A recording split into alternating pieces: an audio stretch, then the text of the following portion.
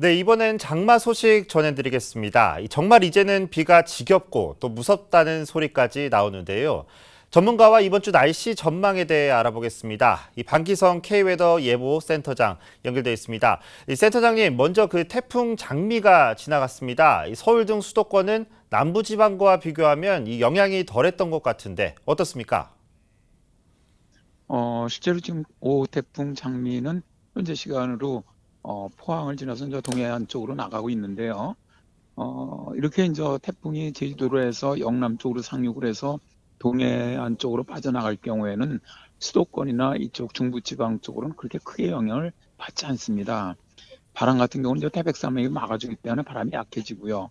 비 같은 경우도 실제로 태풍이 지나가는 경로에 비하면 그렇게 많은 비가 내리지는 않죠. 예.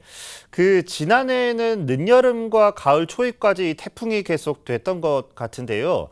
올해도 장미 이후에 태풍이 또 올 가능성이 있을까요? 작년 같은 경우 이례적으로 태풍이 네개가 우리나라에 이제 직접적으로 영향을 줬었죠. 현재 이제 1호 처음으로 이제 장미가 처음으로 올라왔는데 올해 앞으로 남은 기간에 한 3개 정도 더 우리나라로 직접 영향을 줄 것으로 그렇게 예상을 하고 있습니다. 예. 그러면 그 세 개가 혹시 언제쯤 오는지도 저희가 알 수 있을까요? 현재 이제 태풍이 오는 시기가 최근에 와서 점점 기후 변화로 늦어지고 있습니다. 예전에 이제 주로 7, 8월에 많이 왔는데 최근에 들어와서는 이제 9월, 10월로 많이 늦어지고 있거든요. 예. 그래서 일단 올해 같은 경우에는 한 8월 말서부터 10월 초 사이 요때쯤 한 3개 정도가 올라오지 않겠느냐 그렇게 예상이 됩니다. 예, 세 개 정도가 더 남아 있다.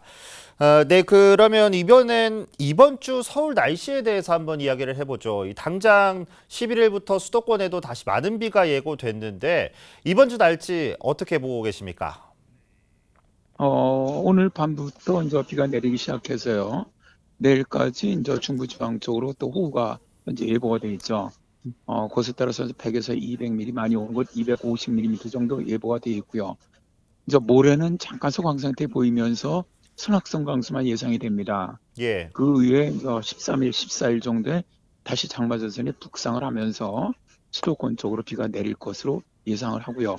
그 이후에 15일에는 장마가 완전히 끝나는 것으로 예상하고 있습니다.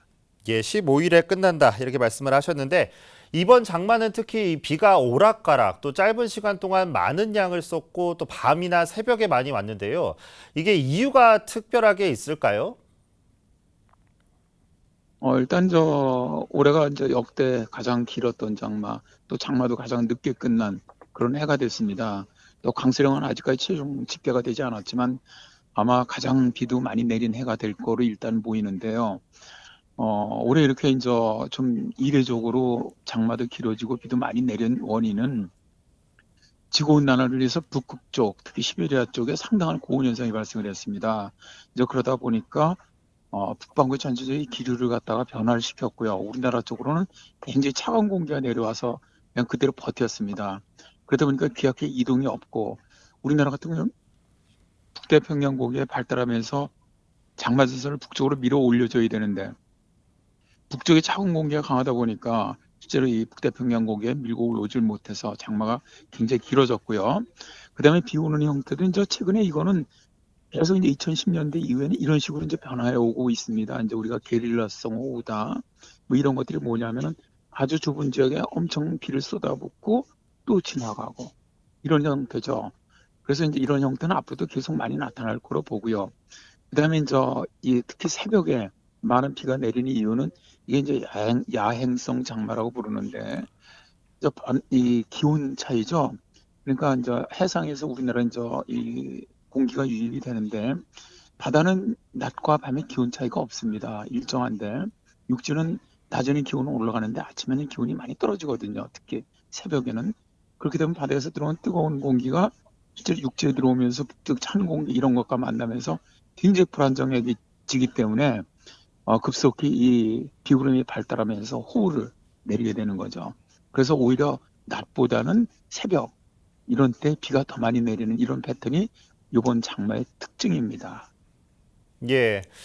그런데 흔히들 이번과 같은 비를 이 동남아의 스콜 현상과도 같다고 이렇게 이야기를 많이 하는데요. 이 우리나라 기후가 점점 그 동남아 기후와 닮아가는 건가요?